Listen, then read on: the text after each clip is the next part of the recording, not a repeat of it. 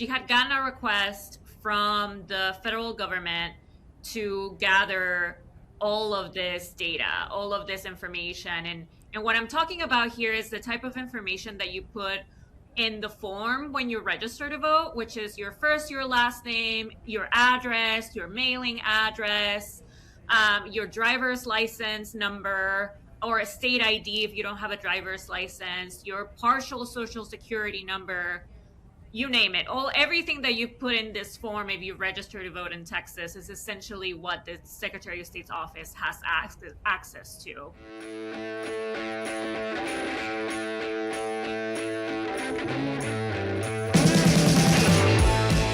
Hey y'all, this is where Texas politics gets interesting. Here again are two guys named Jason, some great guests, and cold Texas beer for another smart conversation on Y'all-itics, the unofficial political podcast of Texas.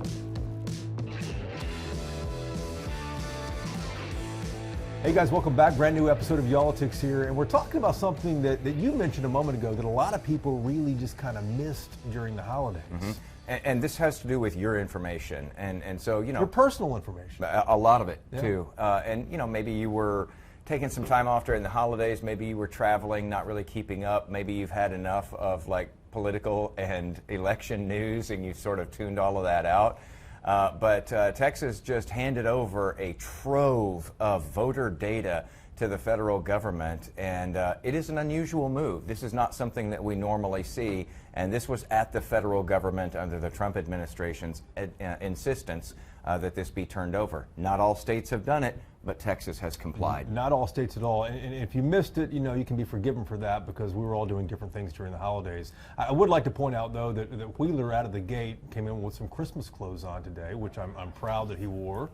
Haven't seen this one before. Mrs. Wheeler did a nice job picking out something new for you. This thing's like it's like right out of the package, like perfectly new. I can't help that it's pressed. It's never been washed, pressed and ready.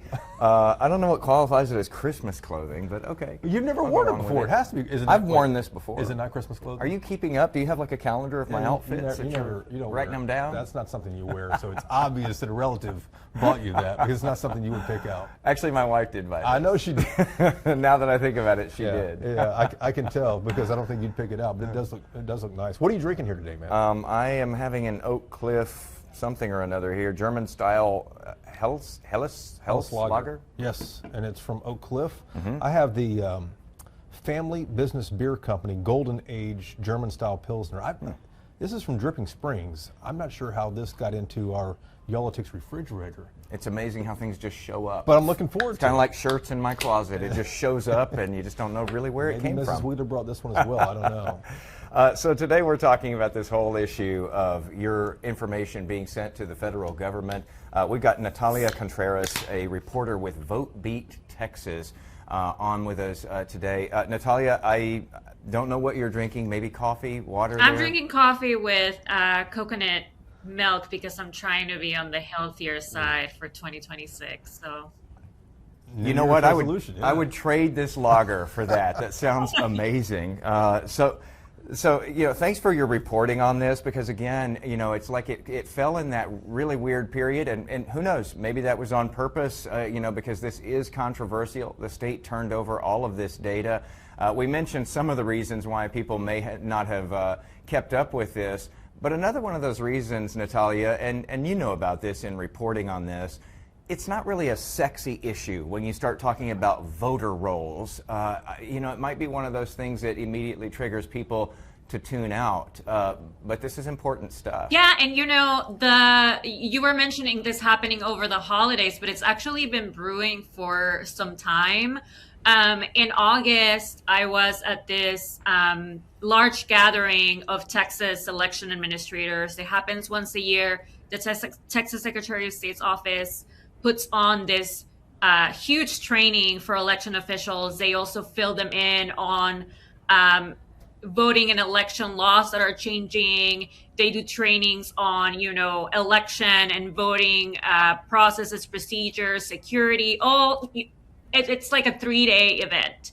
And I tend to attend every time because then I get FaceTime with election officials and I just kind of, you know, let them get to know me also because I'm the one that's usually bugging them the most. But we were sitting at this training, and the Secretary of State's office, the elections division, the director, her name is Christina Atkins, was going over changes and giving election officials updates. And then she said on stage, and of course, like this is a public gathering of election officials, and she said that she had gotten a request from the federal government to gather all of this data, all of this information. And what I'm talking about here is the type of information that you put in the form when you register to vote, which is your first, your last name, your address, your mailing address, your driver's license number, or a state ID if you don't have a driver's license, your partial social security number, you name it. Everything that you put in this form if you register to vote in Texas is essentially what the Secretary of State's office has access to. And so this, go ahead. Sorry. Go ahead. I was just saying, so at this event in August, she mentioned that the federal government had reached out to them. They wanted the entire voter registration list in Texas. And the reason that she wasn't turning that in right away was because at the time, the state was still going through this upgrade, revamp, overhaul of their own voter registration system. So the software that they use to maintain all of this data, to keep track of whether people have been canceled or put on suspense, all of that information is maintained in this system. And they were going through this upgrade of it, this overhaul of that system. And so the Secretary of State's office told the federal government, we're not going to be able to give this to you right away. She did tell people in that room, we will be turning that over, and we're going to handle it as a public information request, which I thought was very interesting. That's odd. Yeah, you can't get a lot of things in public information requests. But let me ask you this. What does the federal government, in this case, the Trump administration, want with voter data from Texas and across the country? What they have said is that this is a way for them to be able to make sure that only eligible voters are on the rolls, which is also interesting for them to do because that is a responsibility that's up to the states to do. Actually, not the states necessarily. Like Governor Abbott and Secretary of State Jay Nelson do not have the ability, by law, to just sit at a computer and start deleting people from the rolls. They cannot do that. They don't. I often try to say that because I think people think that Governor Abbott or Jay Nelson are just sitting there and just like taking names off of that list. Yeah. And that's not possible. They do not have the authority or access to that. The county officials actually do. Voter registrars in the county where you live have that authority and have that responsibility to ensure that only eligible voters are in that list. And so that's why it's interesting that the federal government wants this, because now Texas has agreed, right, to give this information over to them. And based on memorandums of understanding that they have signed with other states, what they intend to do is to look through the list, look for anything that doesn't look right or anybody that may not be eligible there, and send it back to the states for the states to take action. So my next step and my next reporting thread here in this issue is, are we going to hear back from the federal government? Are they going to tell Texas, remove these people from their roles? And what is Texas going to do, right? Like, what are those steps going to be?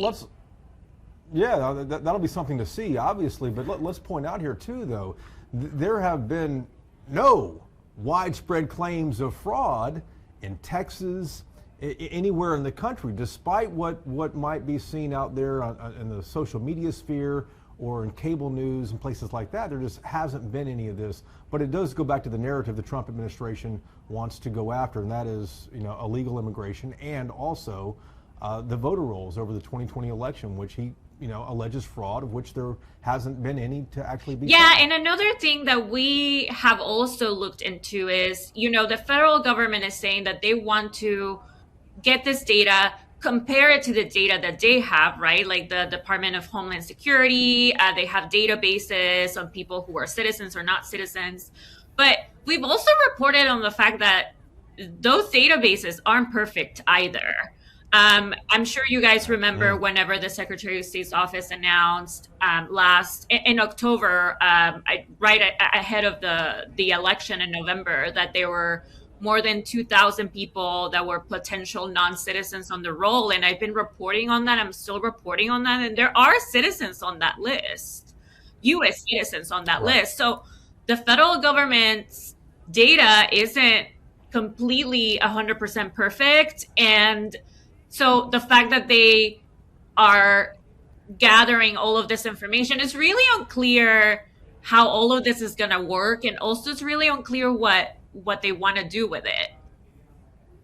Yeah, I think that's a concern for a lot of the states. The Department of Justice has actually sued 23 states and D.C. for saying that they don't want to share this information because a lot of them feel like this violates federal law for this to happen. They feel like it violates state laws in some cases. But Texas has agreed to just immediately do this, sending the data of 18.4 million registered voters. That's going to be the biggest haul that the Department of Justice brings in because California has also fought this. Texas, of course, the second most populous state. And a lot of those states that are fighting this, and this includes, even you have some Republicans who are in power in some of these states, let's say in a Secretary of State's office, who are fighting this, say they just don't know what's going to happen with this information, and they're supposed to be safeguarding this information because it is personally identifiable and it's critical information for all of us that we wouldn't want falling into the wrong hands. I've gotten, actually, ever since we broke that story, we have gotten so many emails from just average voters who are like, who allowed this? I didn't register to vote thinking that my information was just going to be shared in this way. And that is actually a really good question that I'm looking into. Is like, who allowed this? How is this allowed? How is this possible, right? Like all of this information that the state has and they could just share it. And also the concern from average everyday voters who are like, what are they doing with it? What are they doing with my information? I heard from a lawyer who's fighting some of that database checking of voter rolls that I was just mentioning from a while back, who raised a concern. He was like, how do we know this is actually about elections? How do we know that they're not trying to, I don't know, just have an entire list of people and having their address, their information, their driver's license numbers? How do we know that they're not just like making a list of people they like, they don't like? It's all of these theories that can come out of something like this happening. Let me play devil's advocate here for a moment. We're talking about this data and what the federal government already has on me. I mean, is Texas really giving them things that they don't already know about me? That is a very good question. I think it's just I think that we do think that the federal government already knows your driver's license number, but in fact they don't. Also, if you think about it, and we have actually talked to some experts around this too, is that even the Social Security Administration office, their data isn't as accurate as you would think. That they have the information of everyday people who share first name, last name, dates of birth. In the state of Texas, how many people that have my first name and last name and my date of birth is like, it's huge. It's a huge list. The same with. Is it really? Are there a lot of Natalia Contreras? There are. You would be surprised. You would be surprised if you looked at a voter roll. When we're talking about this, you would be surprised at how many people not only share your first name and your last name, but your date of birth as well. And that's one thing that when I started reporting on elections and looking into voter rolls and issues with the voter roll, you would be surprised how these lists look and how many people do request, the publicly available data, and they're like, there's so many of these people that are registered. It's the same person. Why is this person registered twice or multiple times? And it's like, no, you would be surprised how many people in the Austin or in the Dallas area share this same information. Wow. And so, just getting at that whole idea, Natalia, about, does the federal government already have this information? A judge in California who dismissed the suit against California that was, put out there by the Department of Justice, they dismissed that lawsuit from the Department of Justice, and they said the centralization of this information by the federal government, the judge thinks would have a chilling effect on voter registration and would lead to decreasing voter turnout. So they specifically honed in on, okay, this information's out there, maybe the federal government could get some of this in other ways, but it's the centralization, keeping all of that data in one place. And you start to go down the list of the what could go wrongs on this, and there's a lot of things that have been brought up. That if you have it centralized like this would be a huge target for hacking. Imagine everybody's information all in one spot. All you got to do is compromise that one database, and you've got the keys to everybody. Also, that a national voter database controlled by an executive branch could be perceived as favoring one party over the other. Do you just clean the rolls of the states that you want to clean? Also, that it could be used in investigations that have nothing to do with voting, and again, chilling voter registration. And then there's questions about what future administrations would do with this information. Could they expand this collection? Could they expand how it's used without ever checking in with Congress? A lot of concerns have been brought up. Yeah, and like you were saying, right, the centralization of this, I think, is the key issue, and why even the judge in California dismissed this, because the fundamental rule here, or the law here, is that, like I was saying earlier, states, jurisdictions, county voter registrars are the ones that have the authority to clean up the rules, not the federal government, not the governor, not Governor Abbott or Jay Nelson, even at that, right? It's our county officials that are in charge and responsible for this information. And so that's another thing here that, I'm not sure if the Secretary of State's office shared with counties, whether they were doing this. They necessarily don't have to. But when you are also talking about centralizing this information, even at the state level, county election officials have raised concerns about centralizing our voter roll, because in Texas right now, there are some counties that do their own voter list maintenance on their own, like, county-based system. And there are a lot of counties in Texas that use the state's voter registration system that I was mentioning earlier. And there is a lot of opposition from county voter registrars to just going to one centralized database, just in Texas alone, because of the problems you just mentioned. There could be hacking, there could be something wrong with the system, and it comes election day and you can't find anybody on the voter roll, So counties having the ability to have access to that information, it's so important for them to be able to run elections at the local level, at the city level, at the county level. It's just very, very hyper local information that is needed for everybody. So yeah, that's what it made me think about when you said that. Just to reiterate, though, there's no talk of changing elections from county levels. For people who may not realize, the counties are in charge of elections. All 254 counties in the state have an election registrar, and that's where all the voter data rests, as always. Yes, right? Absolutely. That's very important for people to remember, yes. And then the other thing I'm curious about, too, I cannot imagine Texas handing over this information to President Obama, the deporter-in-chief, as he was known, when he was in office. Have you heard from any lawmakers about whether they agree with this or think it's a concern? I haven't heard from lawmakers, but I have heard, people, as soon as we published the story, candidates, right? For Senate had started raising concerns for this. There's an election that's coming up.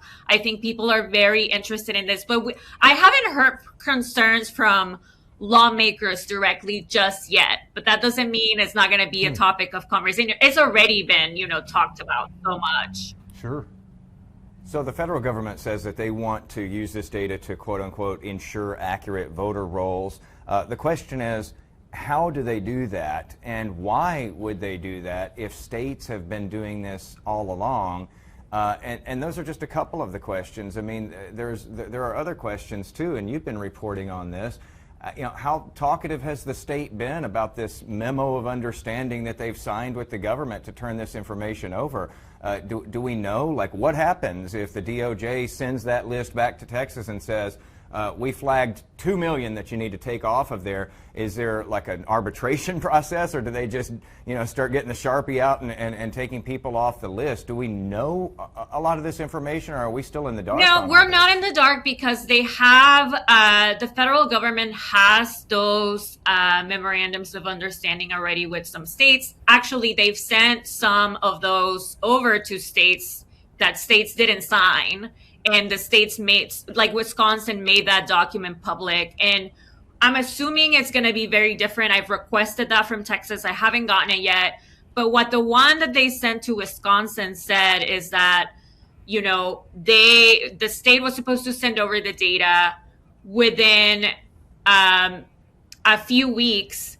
Whenever they're done, going over it, then the federal government would send back those results, right? So what they're going to do is look through this data, check and see if there's any anomalies or anything that they find that's not right. Anybody that's on the list, according to what they see, that shouldn't be on the list, they'll send that information back to the state.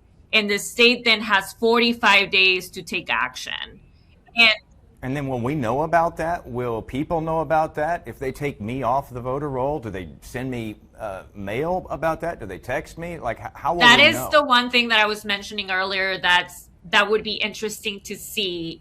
As soon as the federal government sends something to Texas about the list, what is Texas going to do about it? I am expecting it, because by law, it's required that if you're going to be removed, that they send you a notice that you get in the mail. Unfortunately, they're not going to call you. They're not going to email you. You're going to have to check your mail, which could be a whole other thing.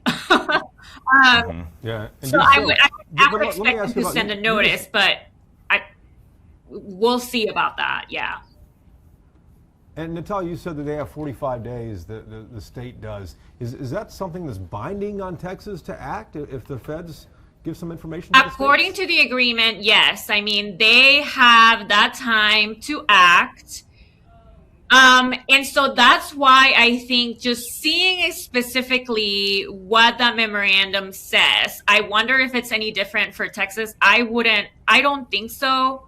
But Texas has to still follow its own state laws, right? And by state law, the Secretary of State's office has to reach out to each county, and then the county has to take action. It's not like the Secretary of State's office has any authority to do anything on their own.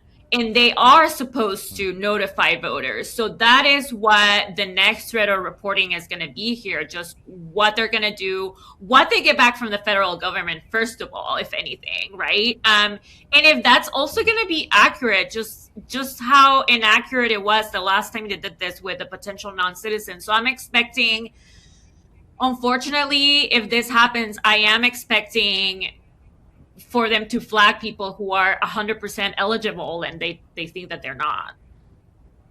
Natalia, we could see a real logjam come out of this, though, depending on, if the Department of Justice sends this back to Texas and says we need you to remove a bunch of people, because we've got that 90-day rule that you're not supposed to make changes to those voter rolls 90 days before an election. And it just so happens we're in a big election cycle this year. We're already within that 90 days for the March primary. Right after that, you would have the May runoff, so you wouldn't be able to do it before that either. You'd be looking at a small window between that May runoff and the November election, and that cuts off sometime in August. So the state, I guess we should really be watching in that period between May and the beginning of August to see, what, if anything, the state is doing to the That's voter right. rolls. That would be the time frame that we would be looking into for anybody to be removed. Even if the counties cannot take action in this period that you're mentioning, they could still send notices to voters. They could still send letters to voters. That doesn't necessarily mean you're going to get removed or anything, but what we saw this last time that they flagged people for being potential non-citizens, a lot of counties were concerned because they know that people don't respond to that. They know that people are not checking their mail. And so, whenever if people just don't respond, they could get removed. Of course, we're in this moratorium now that you mentioned, but I like I said, I would just be very interested to see what kind of response we get and what kind of action the state takes here, what the next move is going to be, what the next request from the federal government is going to be really interesting to see. And to follow the thread there a moment ago, so if the feds tell the state, hey, listen, there are X number of voters in Texas that we think have some issue here, refresh my memory, does the Secretary of State, which oversees elections in Texas, does the Secretary of State require counties to act on that, or is it up to counties to investigate each of these? I thought the end of this rested with each county election registrar. That's right. So that's why I mean that it would be interesting to see whether the Secretary of State's office is going to just take action, or if it's going to do what, like you're mentioning, by law they're required to do, which is give that notice to the counties and then the counties to take action. It's up to each county voter registrar to take that action. But like I said, I'm not sure what the federal government is going to be requiring. Like if the federal government says take action on this, do they mean you, Secretary of State's office, take action? Which I do not even know how they would, because they have absolutely no authority under the law to do that. But how could the SOS wipe away a voter record in Harris County or Dallas County or anywhere else? I mean, those records aren't held in Austin; they're held in each county, right? They wouldn't be able to do that. They would not. Okay. Wow. Natalia, I know that this has raised some additional suspicions among some people that Texas it has turned over this information to a Republican-controlled federal government now. Why would you be suspicious of that? No. Some people have raised suspicions. Okay. I'm not saying I'm suspicious. Come on, Wheeler. Jeez. I'm just reporting that some people have raised additional suspicions about this, especially since, several years back, Texas and some other red states, I mean, this is all in the name of, voter roll integrity, but several years back, Texas and some other red states pulled out of ERIC, the Electronic Registration Information Center, which was this huge database that was shared between states where they checked the voter rolls of each other, and they actually found in quite a few instances here in Texas, like, wait a minute, this person appears to be a duplicate voter. They're registered somewhere else, or they've already moved out, but they're still registered here. And they were able to clean the rolls in that way until the state pulled out of that. And so again, some people raise additional suspicions here and go, well, if voter roll integrity is everything to you, then why'd you pull out of that, and why are we now doing this? That's an excellent question. I am still wondering why we did that. If it was an effort to save money, which is what they kept saying at the time, we were reporting on that. The state seems to be still, spending a lot of resources on wanting to maintain the voter roll. But I mean, that was the number one tool that we had. Texas has signed memorandums of understanding with at least 9 other states, including Ohio. Ohio has created this tool that is supposed to be similar to ERIC. It's called Alexa. And what it is just basically agreements with other states to share their data. But it's not like ERIC, because ERIC was able to compare data across multiple states, right? What Ohio is doing with this and sharing information with Texas is that Texas can share that with Ohio and vice versa, but Texas cannot see cannot see data with other states unless they have an agreement. And so it's just kind of like redoing what Eric was already doing. And so I'm just the issue, the number one concern with Eric at the time, and what is the real reason that this stopped, right? That Texas moved away from this, is that we were spending so much money on sending just little postcards in the mail for people who were not yet registered, but that were eligible to be registered to vote. We were sending them reminders. Hey, you're not registered yet. Here's how you can register to vote in Texas. That was the number one reason why we left that program, voter outreach. And so it was also that right-wing blogger, journalist, whatever, that did an expose on Eric. Wasn't that the reason that started all this? That created the suspicion among Republican states like Texas? Even Republicans were telling us, hey, it worked fine. It worked well Absolutely. Here. Until it this It was part of that. But the number one issue that Republican lawmakers had with Eric was this voter registration outreach part of it. That was it. It was necessary. If you wanted to be a member of Eric, you needed to spend the money on this type of voter outreach, which in Texas we do not like to do. We don't spend any money on voter registration outreach, right, or education, or voter education in general. That was a huge part of that. It was that $1 million that we were spending every time for this type of outreach. I mean, it is expensive. We also don't have online voter registration, which also adds to this, right? Like, we probably wouldn't have to be spending so much money on paper and postage to begin with if we had an easier way for people to register to vote in our state. But here we are. And yes, I mean, we're here now dealing with all of this. Here we are cross-sharing data again with multiple states. We were already doing that. The main issue was just we didn't want to spend that type of money. And like you said, yeah, I think what started everything was the conspiracy theories about it. And I think that added fuel and kind of added to people actually wanted to leave the program. But the number one issue at the core of it is just voter outreach and, getting more people registered to vote. Natalia, I'll close with this. We've had many elections here in Texas. Thankfully, each one they come out afterwards, and we learned that it was a clean election. Everything looks good. It all looked secure. I think everybody is hoping for that. Everybody wants that, and we'll see what this new wrinkle adds. Sending this voter ID information off to the federal government and seeing what comes back from them, and we'll see if maybe good things come out of that, or if bad things come out of that, or if we get more confusion out of that.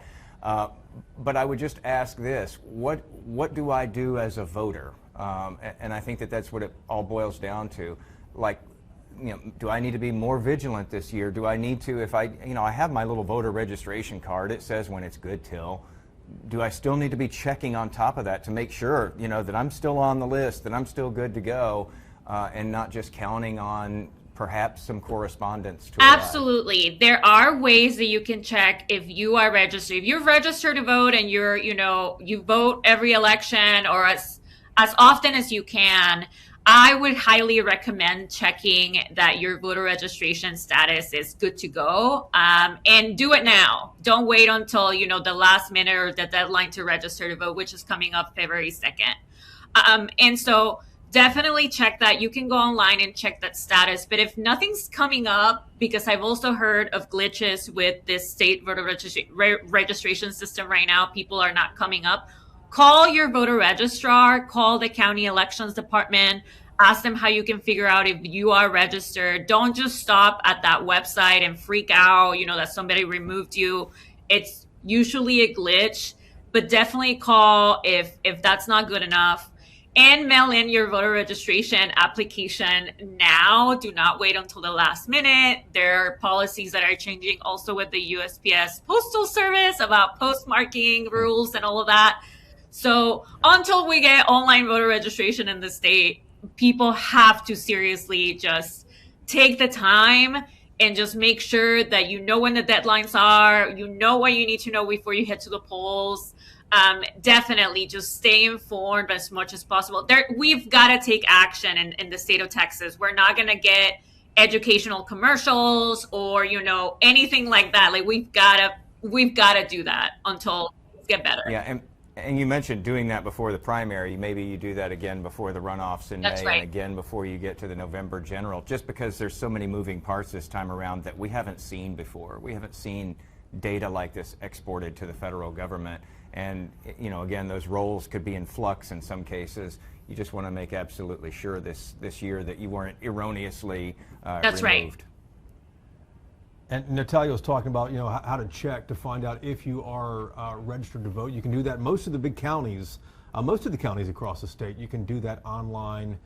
Just search up your county and then election registrar or, county voting office, and you can find that, enter your information, and find out if you are still registered to vote. Good advice there, Natalia, and great work as always. Natalia Contreras, she's a reporter for votebeat.org. You can find her work there at votebeat.org.